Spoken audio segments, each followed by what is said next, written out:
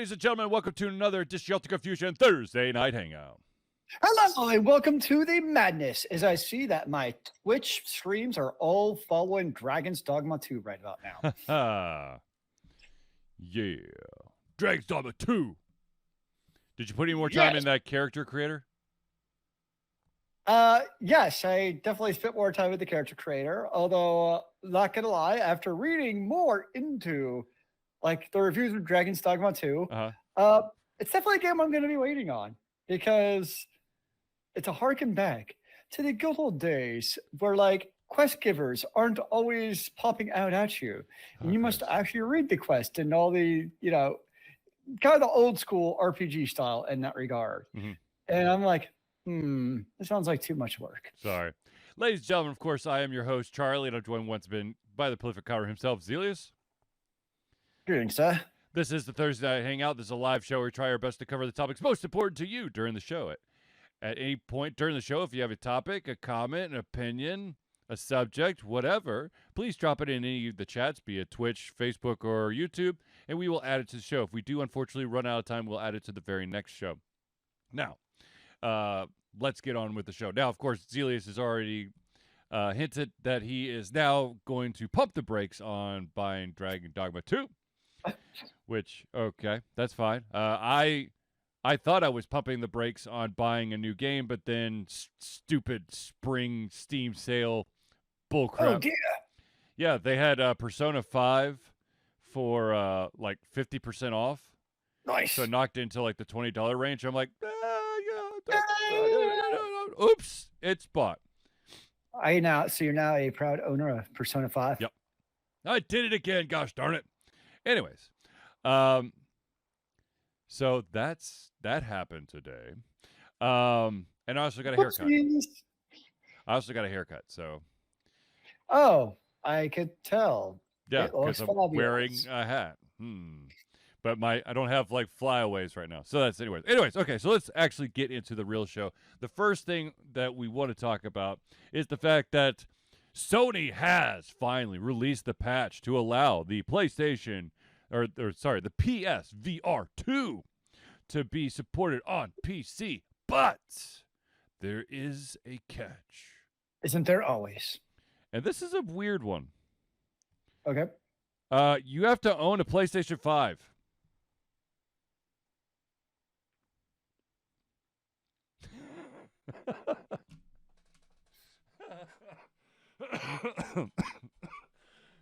Okay.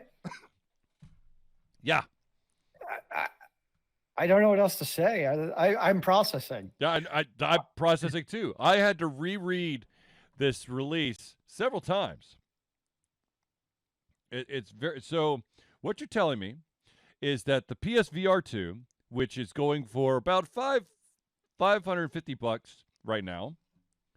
An individual can't just buy that and have that as their VR headgear for the PC. They also have to purchase at this current moment, $500 PlayStation 5 so that you can play on your PC.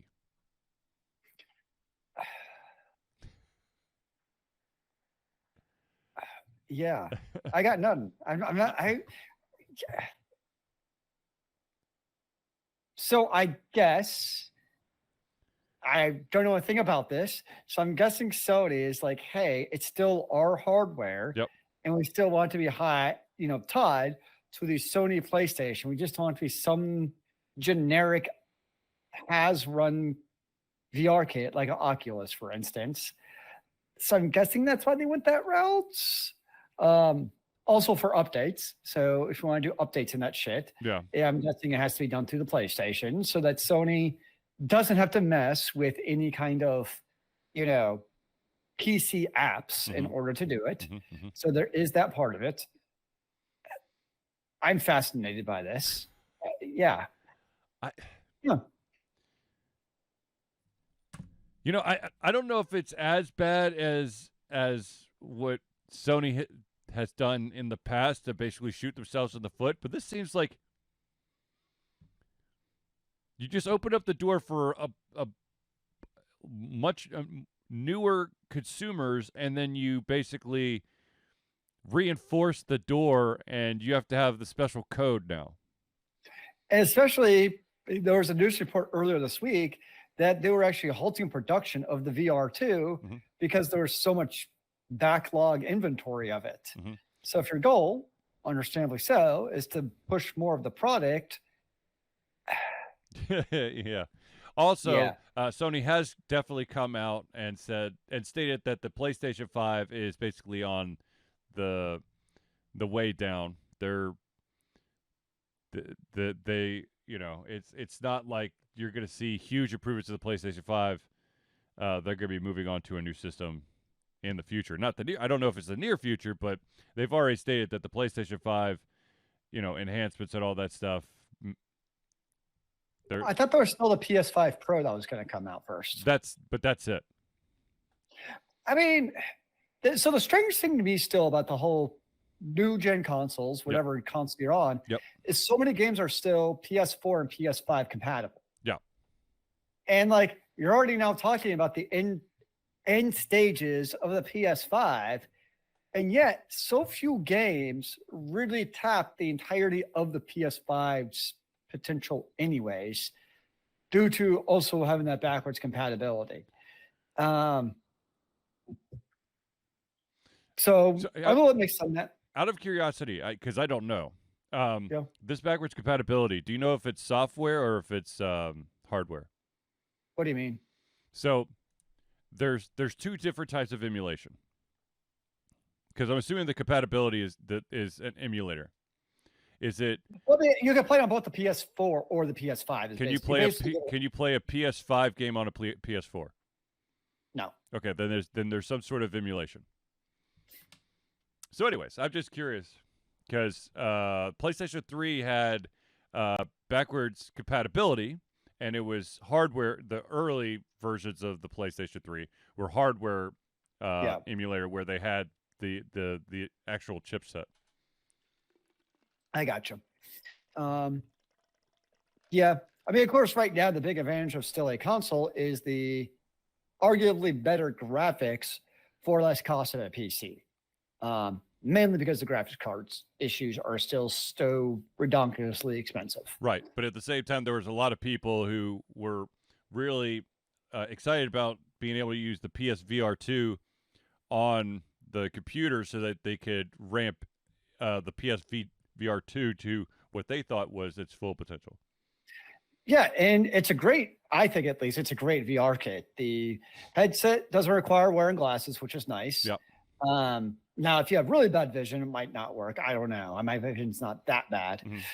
And the little hand truck things, I think, work well. So from my experience as a VR kit, granted, I'm not a proficient in using all the other systems to have a good baseline, but at least in my experience, it's a good system. Right. Well, I mean, all I know is that my household is a Meta 3 household, and my eldest seems to really have taken a shine to the Meta 3. Nice. But that's as a device by itself, not plugged into the PC. But yeah, I just thought that was weird. Like just double the whatever. Just go ahead and do like a bundle pack that you could buy. If you have to okay, here's the thing. I should have researched this before the show.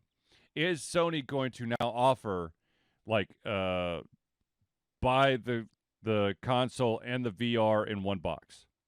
I mean, why wouldn't they have done that already? I guess is the question. That's true. I don't know. I mean, that doesn't really change. They've done bundles. I know, like they had a big the Horizon Zero Dawn, whatever the VR version is. I forget what it's called. I know it might still be a bundle for all I know, but that was kind of their big title for a long time. Yeah, I'm quickly looking up PlayStation 5. See if I could find. No, it looks like I'm only seeing game bundles. I'm not seeing one that has the VR headset is bundled in. Yeah, not that I'm aware of. No. Well, anyways, but yeah, there was that this week. I guess the other question is this like step one? It might also be potential, like they want to see how this works. Right. And then kind of see like down the road, like, okay, this actually works. Mm-hmm. Now we can expand it. Well, I guess we'll find out. So, I mean, it's a step hopefully in a good direction. We will see.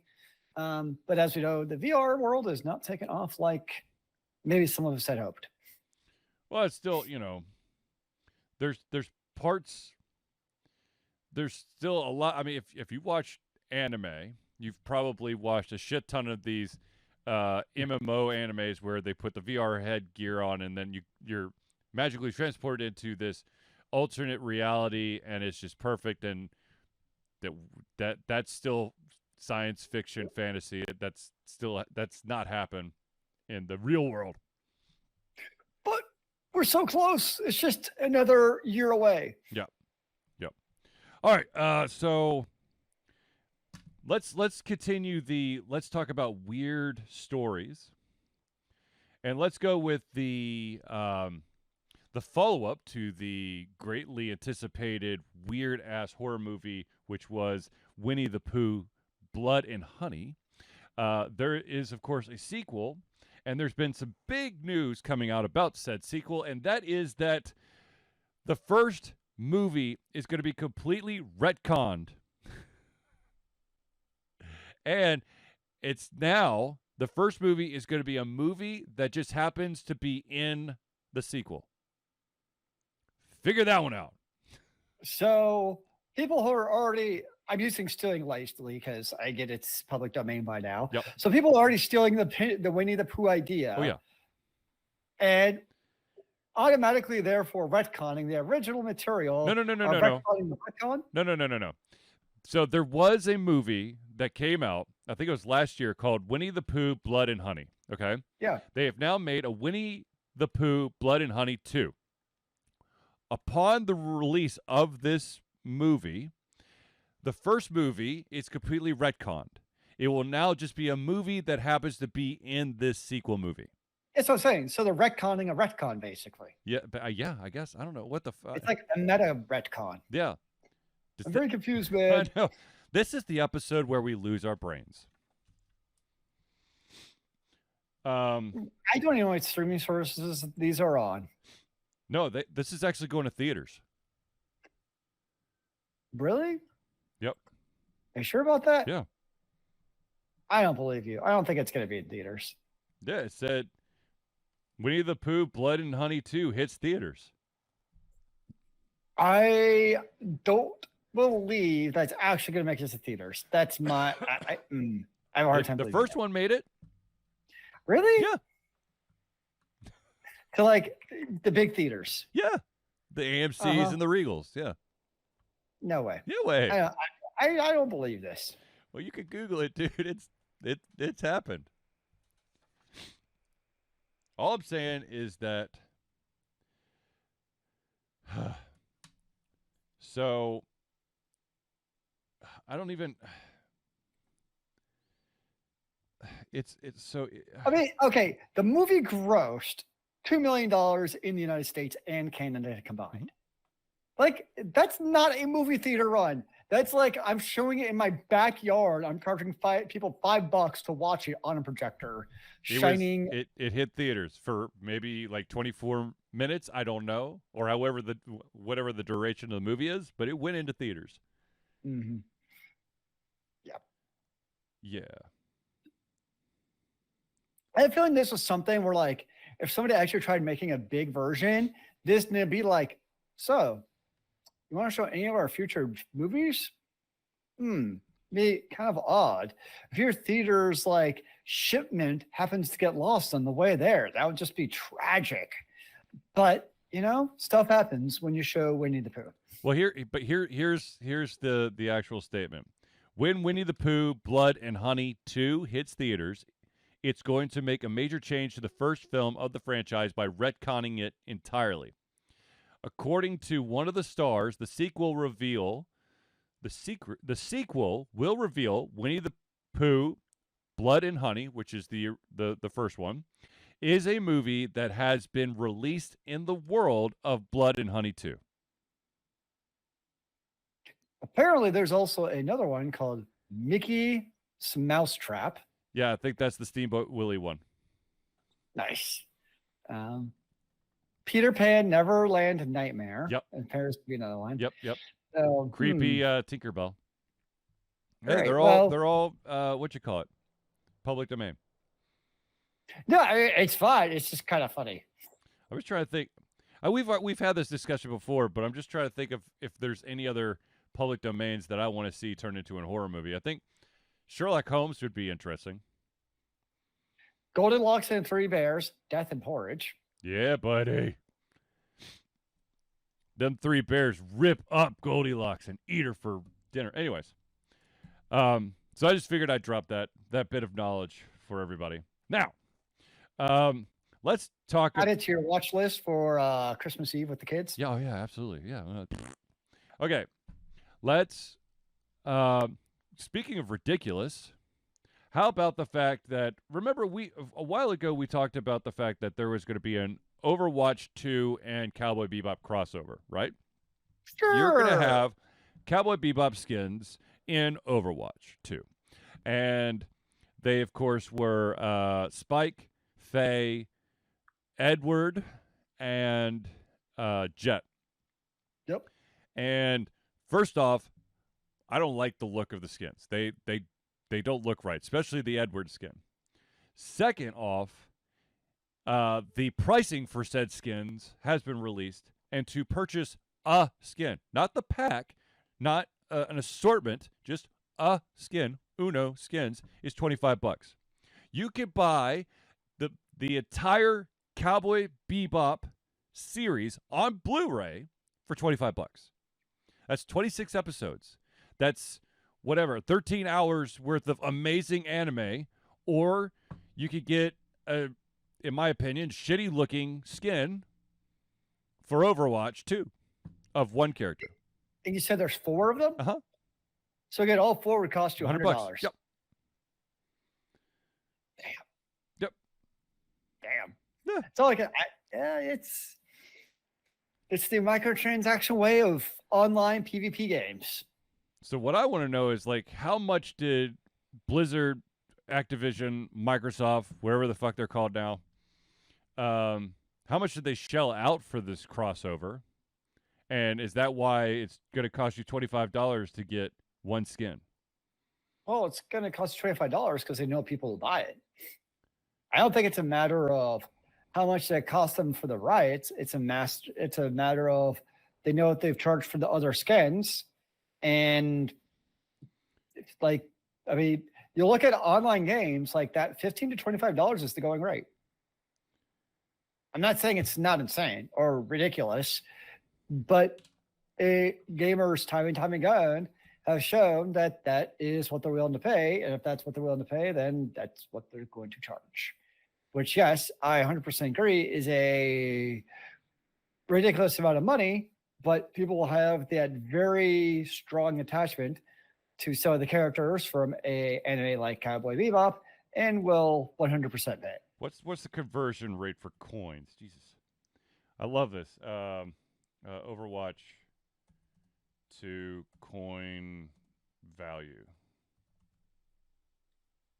Okay, so 500 coins is $5. So most skins, it looks like, are priced at the $15 range. Yeah. But Cowboy Bebop is $25. Well, of course, they're special. You want to make it different. And it's going to be a premium because they're super special. Good grief. Sorry, that's no. The one skin I did purchase when it was available was the Mercy Pink skin because all the proceeds. What? Went to breast cancer? Yes. Research? Yes. So that I was like, and it was a really cool looking skin. Yeah. So both of those combined was like, yeah, this is a no brainer. Yeah. Charity. Yeah. I will jump into that. So yes, no, I agree. The pricing of the skins is a little bit nuts. Yeah. but they wouldn't charge it if people hadn't shown that they're willing to pay it. So I guess I don't know. I don't like it. I don't like it at all. Well, guess what? You're showing your age. Get off my lawn. Anyways. Oh, the good old days when everything was included in the base game. I know. You didn't have to buy expansions and DLCs and all the other stuff was just there, right there. You bastards. Okay, let's talk some good news. How about that? Instead of crazy or overpriced. That Cowboy Bebop skins was great news, sir. For $25 a pop? No, and they don't look right. I'm sorry. I mean, really, do you need to purchase a skin or Persona 5? Really, what is going to give you more long-term enjoyment, sir? Persona 5, because as our favorite chiropractor, hero chiropractic, Dr. Ryan, who was here today, told me, he goes, oh, that's a great game if you're willing to put like 140 hours into it. I'm like, okie dokie. So I get 140 hours, or I get one slightly off-putting skin for a game that I still have not played. But just think, if you put 140 hours into Overwatch playing that skin, you can have just the same amount of visual pleasure. Yeah, yeah. Okay, moving on. Yes, moving on. Sorry, everybody. My headphones are thankfully the feedback is only in my headphones and not while Zealeus talks. But I don't know what the hell is going on with my headphones. Anyways, maybe it's just the aliens in your brain. No, it's this stupid aux cable. I think it's going bad. Anyways, let's go on to some good news. There was a game that was getting a lot of attention that was on Steam last year, and then crazy lawsuit came out from the company Nexion. The game, of course, is called Dark and Darker, and it appears that Dark and Darker is making its way over to the Epic Game Store. Now, that's not to say that it won't go back to Steam, but in the meantime, it looks like it's headed to the Epic Store. That is, of course, thankfully because they won their they were partially cleared by a legal win with in this past January in a South Korean court. So hopefully, but I think because it wasn't originally on Epic, they can more easily put it on the Epic Store, whereas because it was on Steam and then there was a lawsuit that caused it to be pulled, I think there's probably more hoops to jump through. I can see that. But I would not be surprised if once the dust settles a little bit more, we don't see, the Steam storefront have that game available again. So this game was never really on my horizon. Really know anything about it, but now because of all this news, it's kind of like the Streisand effect. Where now I'm like, now I'm actually kind of curious about this game and want to know more. Yes. It was supposed to be a pretty kick-ass game from all the all the hype and everything. So, I mean, once again, it's probably not a day one purchase for me, but something that I'll probably keep my eye out on and see what other people think, and then I'll probably jump in. Right on. That is a good way of gaming. Yeah. Okay. Let's give you an update about one of our favorite conventions, if not our favorite convention. That, of course, is MomoCon, which is happening this May. Oh, gosh darn it. Of course, I just blanked on it. It is May the 24th through the 27th. This, of course, is the 1 year where they're, instead of doing Thursday, Friday, Saturday, Sunday, they are only doing it Friday, Saturday, Sunday, Monday because of a scheduling constraint at the Georgia World Congress Center. But that being said, Ultra Confusion has just received their official invite to be media again. Nice. So we will be media there. Remind me after the show, Zealeus. I might have a way for you to have to get a free badge. Nice. Anyways. Also, I just learned that apparently in Denver, Colorado, there is MomCon. MomCon, yeah. When you mistype MomoCon, you get a different convention altogether. Nice.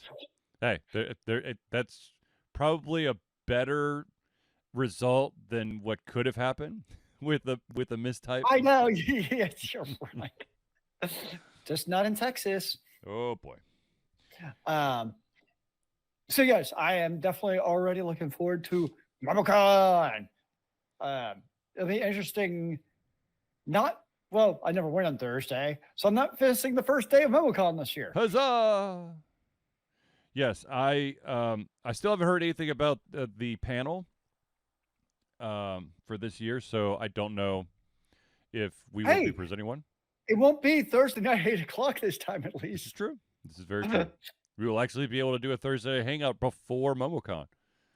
What? I know, crazy. Oh, you're right. Yeah. That will be a first in like a long time. Many, many, many, many years. I know we've tried to do it remotely from MomoCon before. Yes, but we can't it never get goes well. Strong enough signal, or we need someone to run a rig to broadcast it. It just doesn't. Yeah. Anyways. The only solution is to get Whack Kid back there to record us. And he's no longer doing MomoCon, so.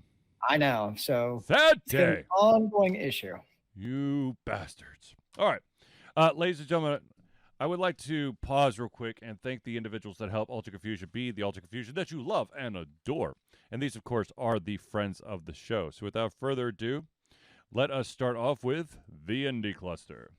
The Indie Cluster is an organization of independent game developers that want to gain exposure by being involved in the community. They collectively journey to popular conferences as a traveling booth to help gain attention for their games. They make partnerships in local communities to bring games to the mainstream mindset. They highlight local, unusual, and rare concepts to challenge the paradigm of the common. They also host events to teach kids and minority groups about game development to hopefully one day enter the industry themselves. For more information, go to indiecluster.com. Now, we were just alluding to this amazing individual who is the master of AV. That, of course, is Noodle Boy Media.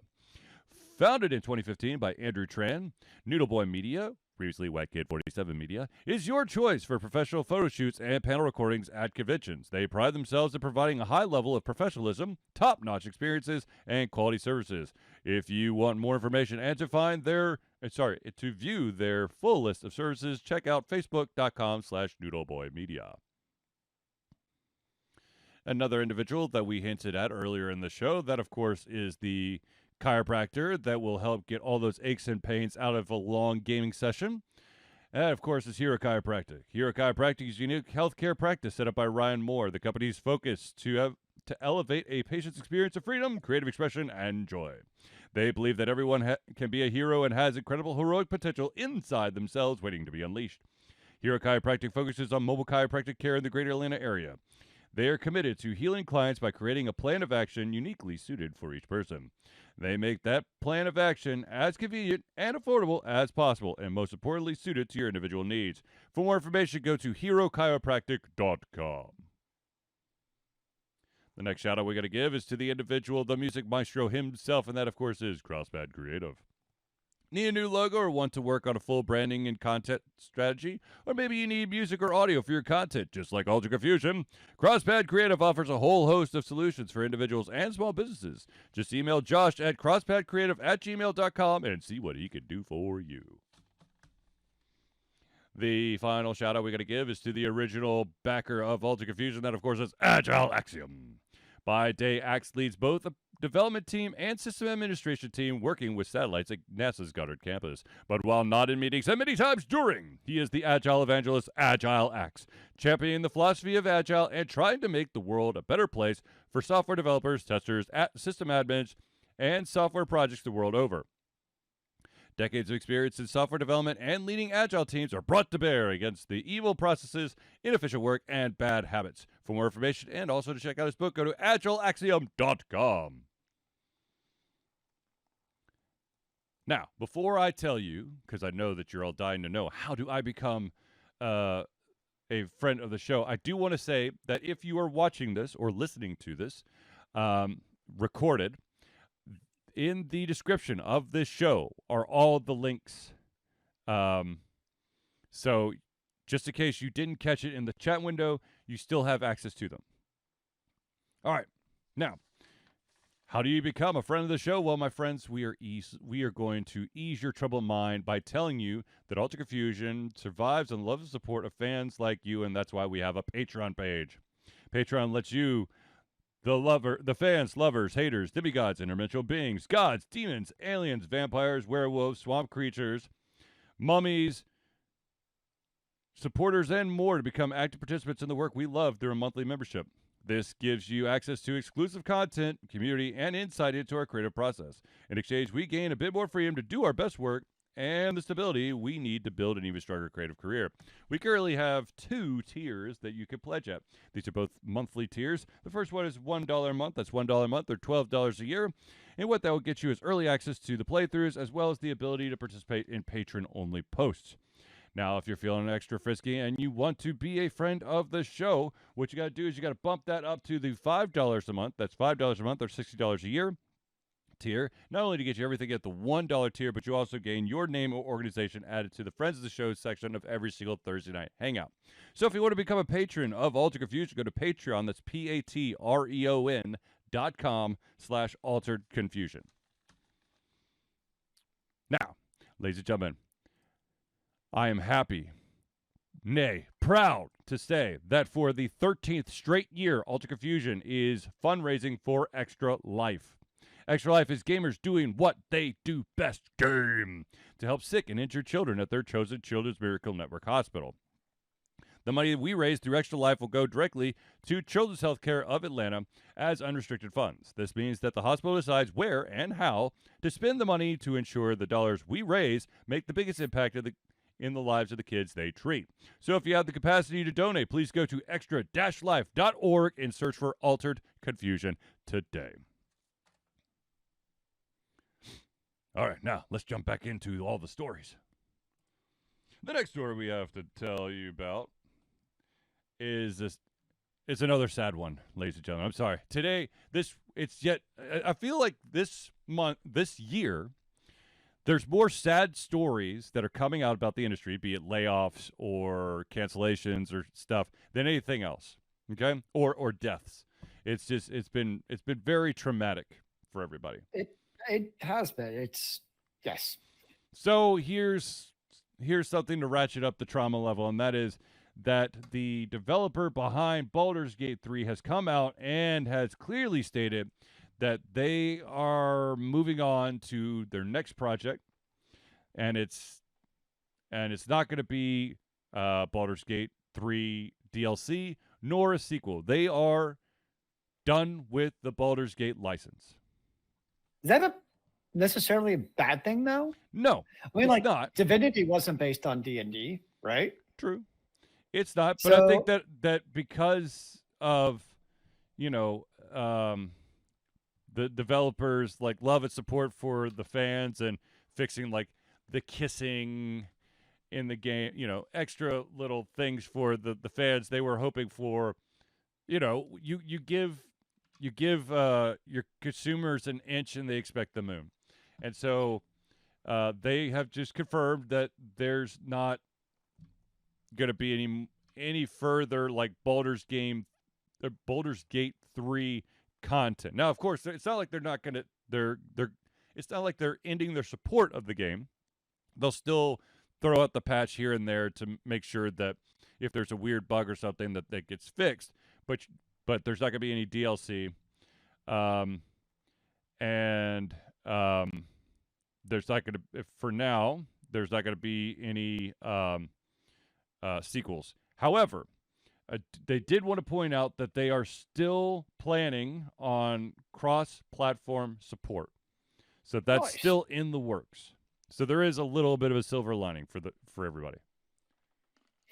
I'm just optimistic that means they will have an opportunity to explore new and interesting RPG worlds, and now, without necessarily being tied to the D&D rule set, like you have a more creative license and freedom than you had before. Right. To do crazy, nutty things in RPGs. Right. So I get it. People want to see like another Baldur's Gate or a DLC or something because that's the norm.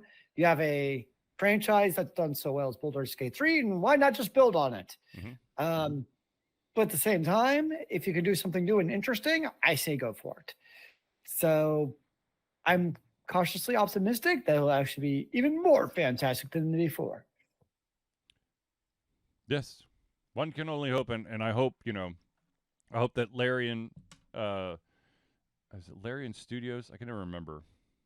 Sounds about right. Yeah, Larian Studios, their next project is as successful, if not more successful, than Baldur's Gate 3 has been. Well, you always have to wonder, like, since you're dealing with the world of D&D, mm-hmm. how much say did, like, the Hasbro and Wizards of the Coast and all of them have over what was allowed or not allowed in the game? I don't know. With the way that I would think that Larian had pretty.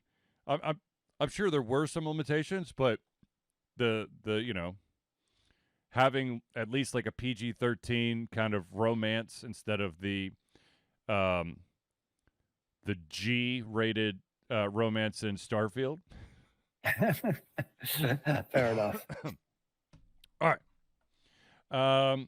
Some big news coming out of Hollywood. There is going to be a new movie based on an existing long-running PC franchise. Ladies and gentlemen, move over because we are now going to get the Sims movie. And the Sims movie will be the producer of the Sims movie is the company that Margot Robbie and her husband and some other people are part of. That, of course, is the same one that that I believe was one of the big producers behind the sensational Barbie movie. Okay, the only reason I would have any optimism at all is because if it is the same production company behind Barbie. Yep. Because on its own, you're talking about long-running franchise. I'm thinking, ooh, something like, I don't know, Dragon's Dogma, or I don't know, Mass Effect, or I don't know, Skyrim. I mean, there's so many great games where you can pull so much stuff from. Right. And then you choose The Sims. Now, the director for this movie is at this current time, because we know that in Hollywood, you name a director and that director may not be the same director by the end of the project. But as of right now, the director is slated to be an individual by the name of Kate Herron. She was the one who directed the entire first season of Loki, which was freaking phenomenal. So I have high hopes. Nice. So you get a very good director who knows her shit, and then you get a studio who apparently knows their shit. So that's two huge check marks in the right direction. So some minor cause for optimism. Yes. I'll be very interested to see who the writer is for this. Because and what the story is going to be. Because I want to see like Sim City, where it's the story of the natural disasters choreographer walking around and marking out where to build the next set of power lines. And then, as you allude to, he senses like vibrations in the pipes and the power lines and the roads to make everything work. And he knows that a natural disaster is coming. Yep. And then it becomes another natural disaster movie like The Day After Tomorrow, which is a great movie, by the way. Oh, absolutely. Phenomenal. It's one of the best. It's one of the best. No, I think it potentially could be very interesting. I mean, the Sims, I love the fact that the one thing about the Sims that always makes me giggle, and there's always memes about it, is you build the house, right, and your character moves in, and then you basically pick up a phone, and then you just magically can have whatever job you want. You could be a trash collector one day, and a brain surgeon the next, just by picking up the phone and changing jobs. If only it was that easy. Sounds like the story of some terrible teen dystopia book, to be honest. Speaking of stories, I know that this I do this a lot, but I got the itch and I started writing again. So we'll see how long that goes. You know what I've never played is The Sims. Well, you're in luck, sir. The Sims 4 is free to play. Is it a single player game or online game? You can have online. You could have like you can move into an online neighborhood, but it's single player. It's meant to be single player. Mm-hmm. So they have like DLC shit that you're supposed to buy, and you can expand upon it. So you could have animals and pets, and your kids could go to college, and there's a whole college one. Oh look, you could buy spring cleaning and laundry day. Yep. I don't want to do my damn laundry in a video game. I don't have time doing it on my own. See, that was my one. That was the fatal flaw for me when it came to The Sims. Is wait, so I'm playing as a character living out his day-to-day life, but I'm already doing that. That's called the game of life,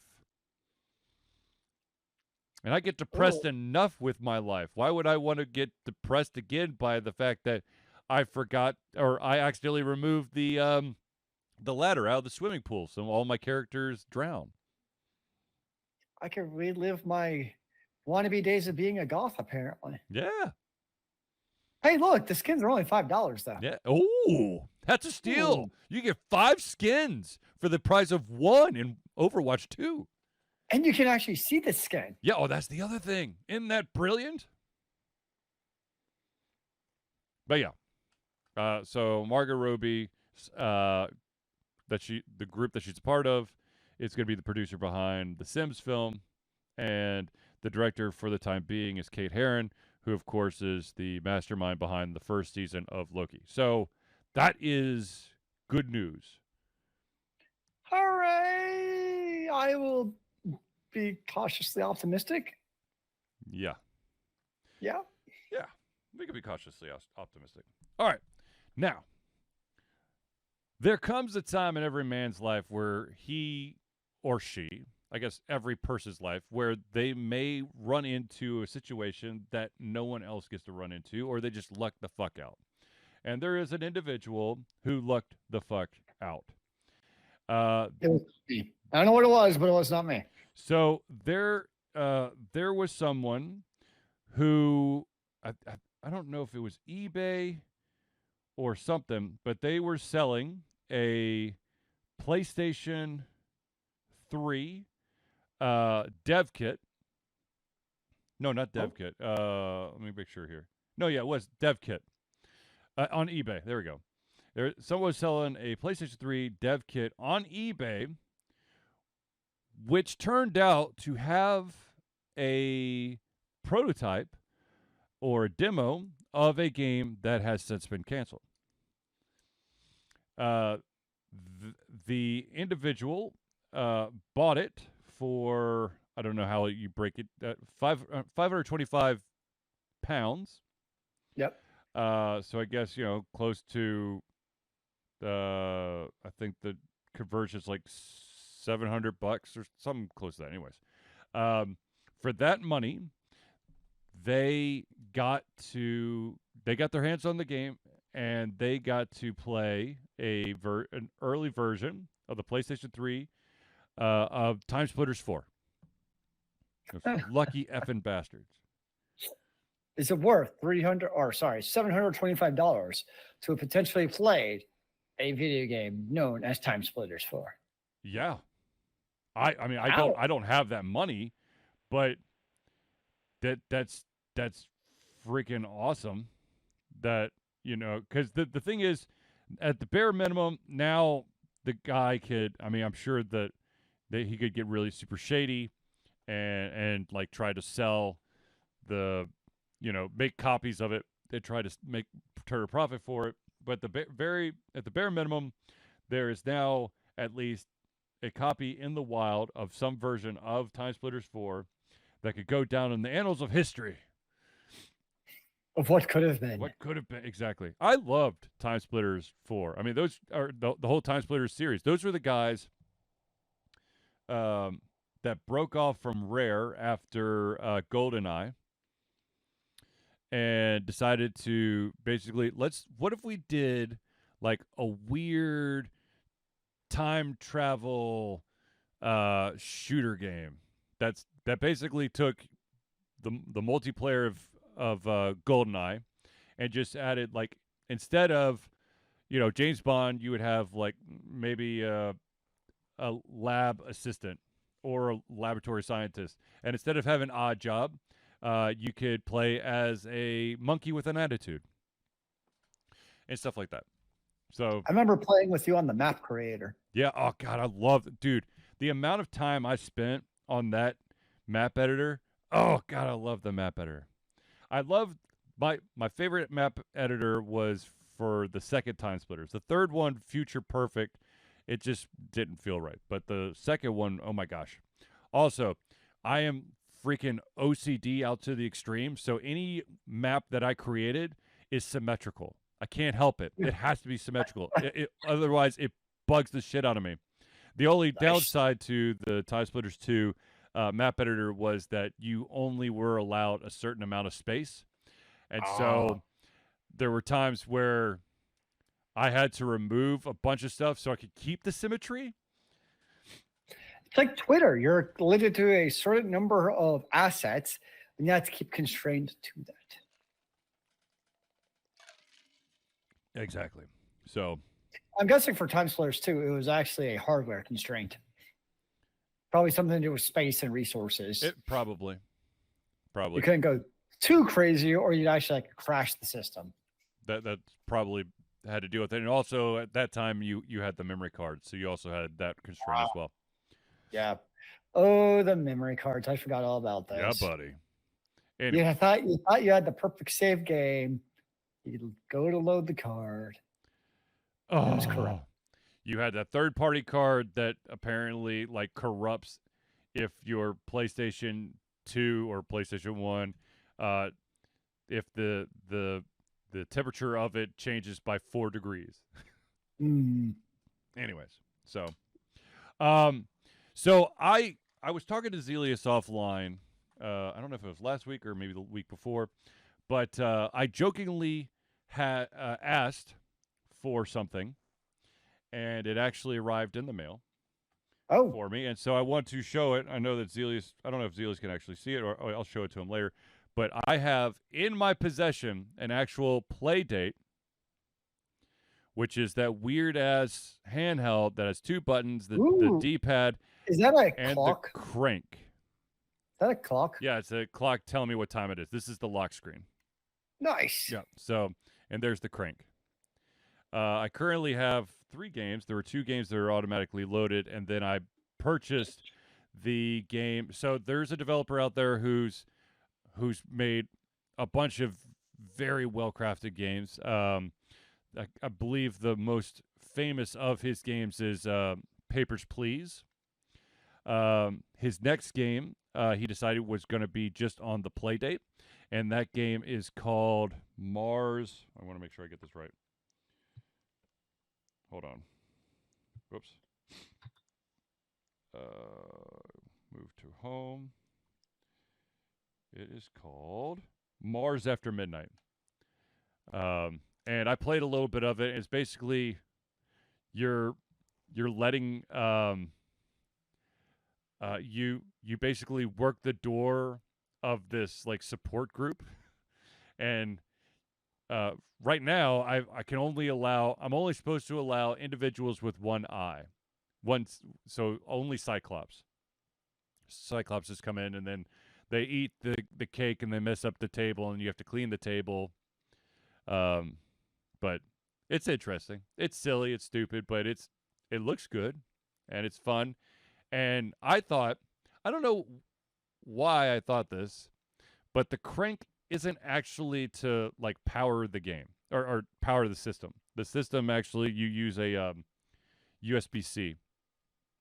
But the crank is actually like another set of controls. Have you used it? Yep, in this game, Mars After Midnight, you have to use the crank to open up the door so you can peer out to see who's knocking on the door, so you can tell if you want to let them in or not. There's also a bird watching game where you have to use the crank to focus your camera so you can take pictures of the birds. Are these all digital games or physical games then? Digital. Okay. Yeah. You could buy them on the website, and then they're supposed to easily load onto the system, or you could just buy them on the system. I highly recommend you just buy them on the system, because buying them from the website and then getting it to the system recognize that you just purchased a game is kind of a pain. It took me about 30 minutes to figure out, and a trip to customer service. That's not terribly surprising. Yeah, But I have a play date, and such a weird ass name too.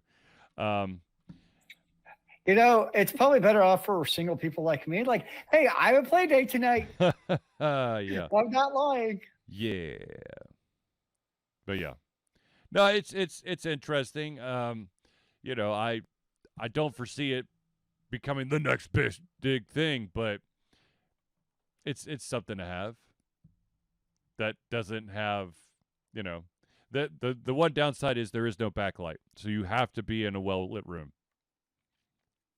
I always find it funny in games, these type of systems where like you look at like the front page and it's all like nice in color, it looks cool. Yep. And then look at the actual shots, it's like, oh, it's like the black and white pixels. Yeah, it's I think it's e-ink. Yeah. So I don't know, it's just kind of one of those funny little things to me. Yep. Oh, excuse me.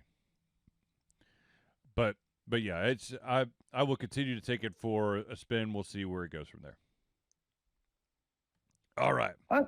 Apparently, they also have a scoreboard for racing for a racing game. It's kind of cool. There's a ton of. I was kind of surprised by the amount of game that's already on the thing. So,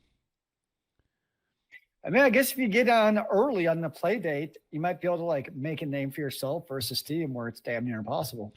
True. And you can you could download the SDK to make your own stuff too. Of course, there's my mother's already be like, well, you should make a game. I'm like, I would need to learn a lot before I just magically make a game. It's just ask. Tell ChatGPT to make a game for you. Oh boy. Actually, I'm gonna try. Hold on. You do that. I'm gonna see what ChatGPT does if I do that. Oh Lord, that's weird. Anyway, I mean, no. I have to say that I'm kind of in a bind when it comes to the next playthrough for the next Ultra Confusion playthrough. Because I'm thinking, and I'm just, maybe I'm going to think out loud here, but I'm thinking that perhaps I should do like instead of dropping the entire thing at one time, doing a couple episodes a week, so that I can do longer games. Because one, trying to do it all in one swoop is not easy. And two, there's a lot of games that I'd like to do a playthrough for that are actually voiced. Because, I don't know, I still feel a little weird doing playthroughs where there's no voice acting at all. Like, I'm okay if, like, only the main storyline is voiced and then, maybe the random NPC doesn't get a voice. I'm okay with that. I'm okay with doing a playthrough with that. But if it's all not voiced, or if their way of doing dialogue is because they're putting words like like a fucking hardcore typewriter, I can't stand it. I don't want other people to have to deal with it.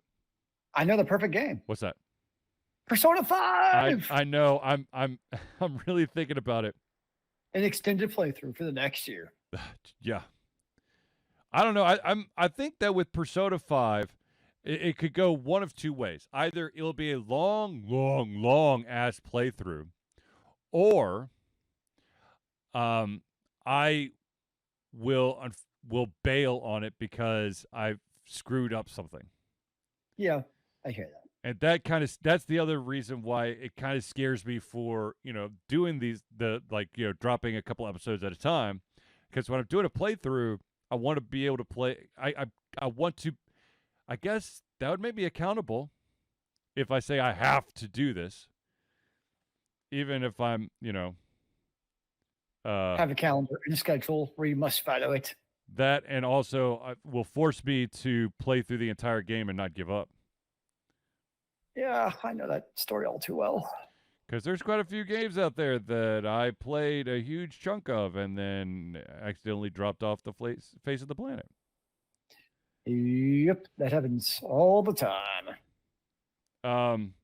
For those of you who may not have checked it out yet, or if you have Hulu, let's put it this way. If you have Hulu, remember the unfortunate passing of Akira Toriyama, the creator of Dragon Ball Z. And of course, he worked on a shit ton of other projects.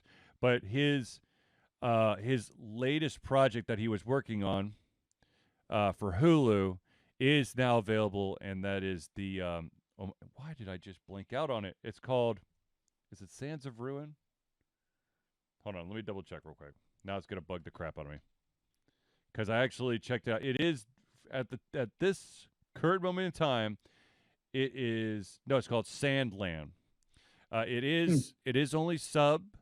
There is no dub version. But if you like the Dragon Ball Z look, or the Chrono Trigger look, or the Blue Dragon look, or basically that look, this is exactly that look. And I started watching it. Unfortunately, I had to stop. But I guess the gist is that some kind of natural disaster happened, and most of the water on the planet has dried up. And except for this one king who apparently rules the entire world, and he's the only guy who has the ability to stockpile water. But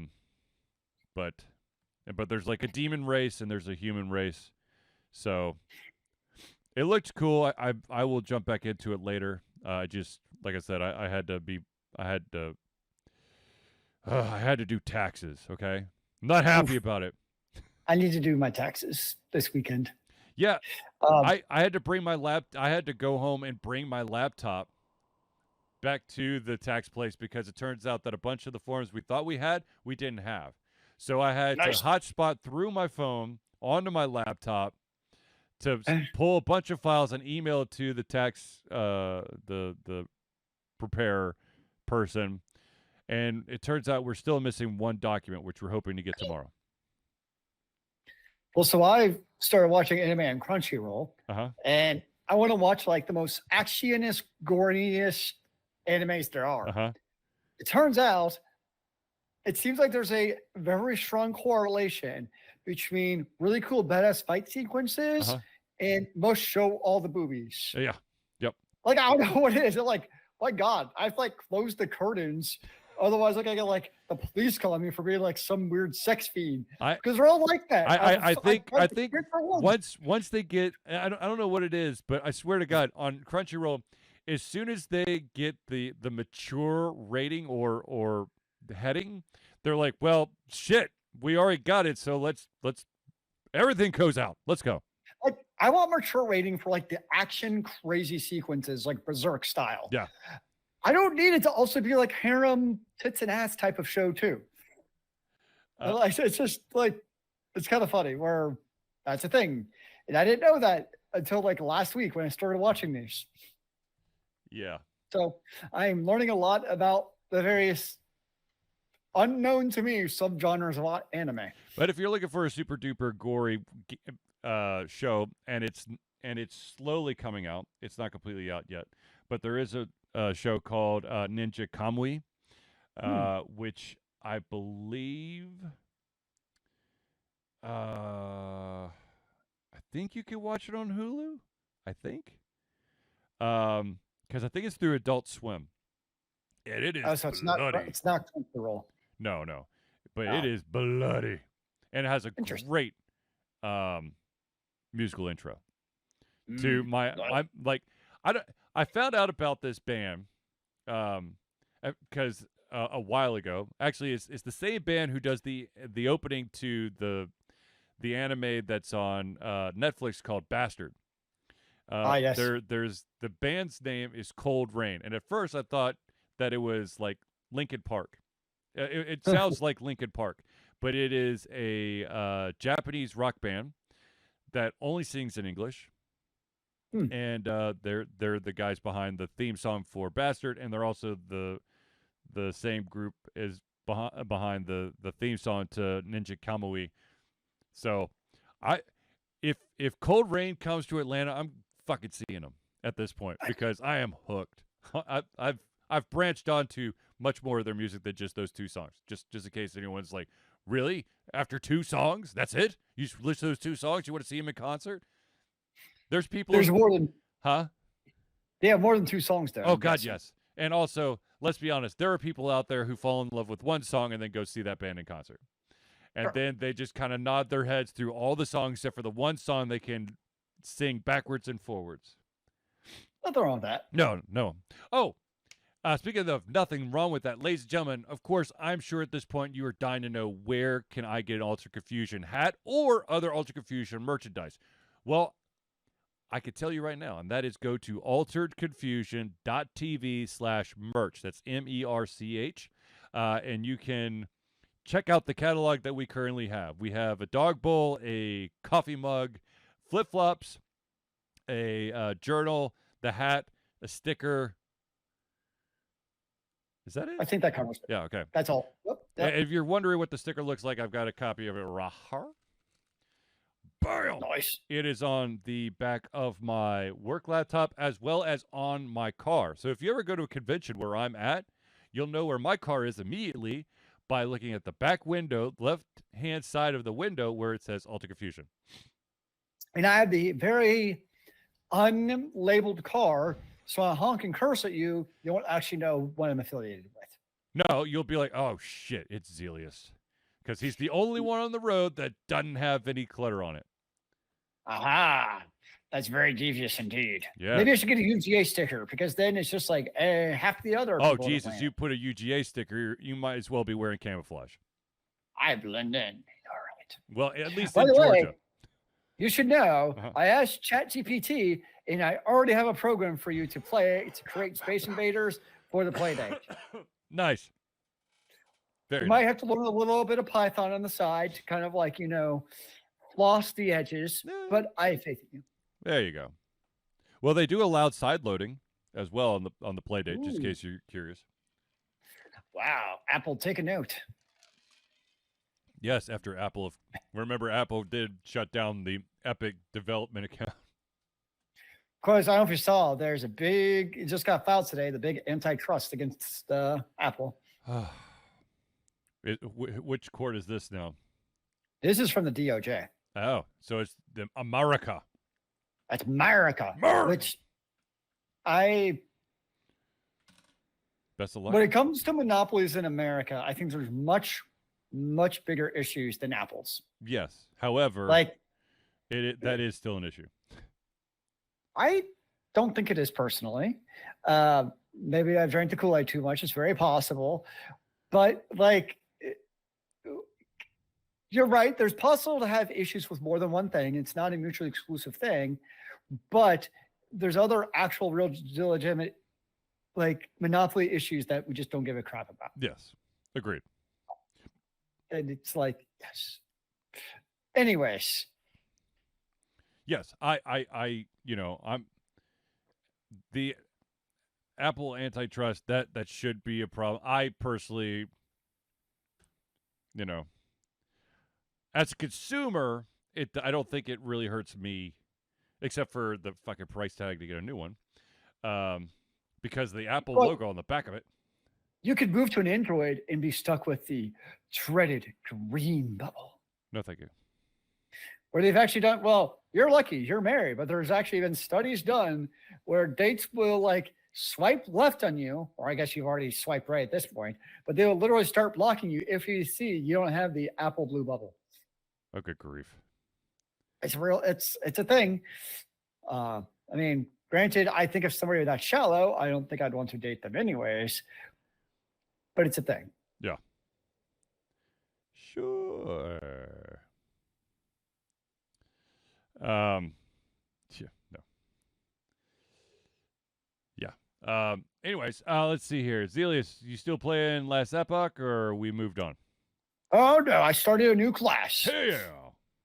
That's one of the things I really appreciate in whether it's I think I've been stuck in ARPGs for the last year or so, is in large part, if done well, when you create a new class, it's almost like playing a new game again.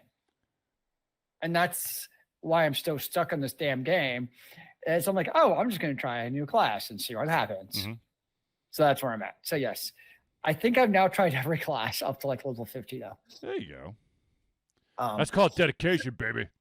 Yes. Although I'm starting to get back into the swing of Final Fantasy 14 to get my second level character up to 90 to be prepared for the expansion. Which is supposed to be stress-inducing. That's why I'm taking it nice and casual now. So I can start getting more and more stressed as the expansion gets closer. So I can get super pumped, super psyched, and super stressed of, oh my gosh, am I going to be the world first to beat the new expansion? Yeah.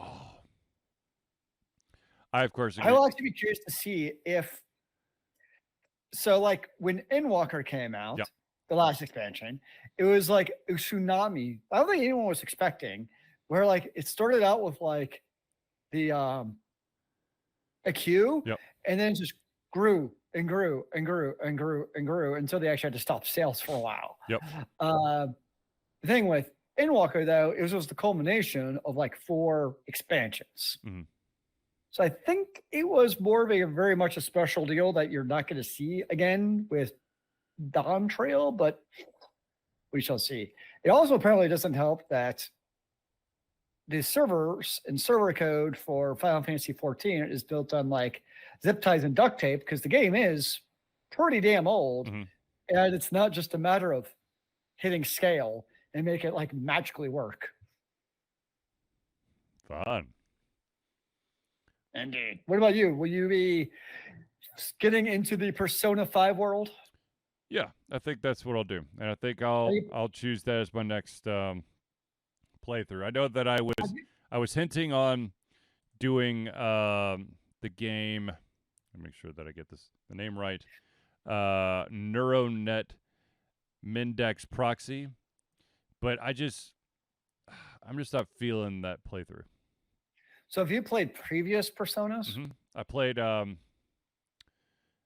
Persona 3, and then I have, for any collector out there who wants it, I've got Persona Portable for the PSP. It is in the collector's box. It is unopened because when I bought it, my PSP battery basically grew 3 sizes too big, like almost within the week I got it. So I never got to play it. Sad. So is Persona series, is it like, what type of combat? Is it turn-based, action? Like, what is the style? Turn-based, and it also, but the game also revolves around a mechanic that Zealeus loves and adores. Reading text? Relationship building. Oh, like it's actually like an engraved mechanic in the game to advance the story? Fascinating. Huh. Well, I mean, what was it? Scarlet Nexus had that. True. Yeah, I did. You're right. I don't know. You did have to do this little side story quest. Yeah. So, but I think the Persona series puts more emphasis on it advances time. Like, interesting. It's more time constraint, so you've got to be a little bit more pickier with your decisions. But we'll see. It's like, yeah, with Scarlet Nexus, you could just take your time and talk to everyone. Yeah, and just kind of walk around the secret headquarters room. Like, let's talk about us going on a side quest real quick. But, versus Persona, you kind of have to be a little more choosy and picky and think about it. Yeah, I mean, I've only played just a little bit of the game, but there is a definite advancement of like time of day and the day. So interesting. Yes. Also, real quick, I know that we're basically out of time, but there is a new rumored person to be the new 007. No, I wish. No, God, Jesus, no. I would probably I would break every single bone in my body the first time I tried to do something fancy. Actually, it was funny. You know, it's rumored to be in everything right now. I feel like Henry Cavill. True, but it's not Henry Cavill. Like, I know it's not, but it's like every movie. It's like, what if it was Henry Cavill? I'm like, how many movies can this guy literally be in? Right. The person that's rumored to be the next 007 is the actor Aaron Taylor Johnson. The quickest the quickest thing for me, or I guess point of reference for me, is remember Age of Ultron, the Scarlet Witch's brother, Quicksilver. Oh yeah, that's him. Oh, I mean, he's been in a ton of other stuff, and he could definitely pull off the badass, action sequences. So if it turns out to be him, that I think I'd be cool with that. Not the same thing, but that name makes me think of, I can't remember her name, but they have a new trailer for Fury Road, and it looks bananas. Oh yeah. In an awesome way. Like, I haven't seen a movie in the theaters in a while. I'm seeing that in the theaters. Right. It definitely looks like, and sounds like, more importantly, with the audio, a movie theater movie. Charlize Theron with Tom Hardy. You're right. That was Fury Road, but now you have the prequel coming out. Yes, it's like Anna Taylor-Joy, is that her name? Right. What is the name of that one?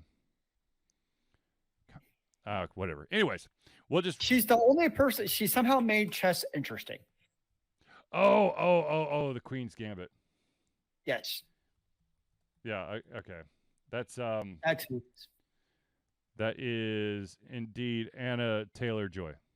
I am right. All right. There we go. Or Anya? No, you're right. It's Anya. Okay. Anyways, ladies and gentlemen, we have reached the end of our show. So I want to thank everyone for tuning into the Ultra Confusion Thursday Night Hangout. For myself, Charlie, and Zealeus, it's been a pleasure giving everything from our heads, our mouths, and, of course, our hearts. We'll be back next Thursday for another Ultra Confusion Thursday Night Hangout. And remember, kids, keep on gaming in the free world. Amen to that, brother.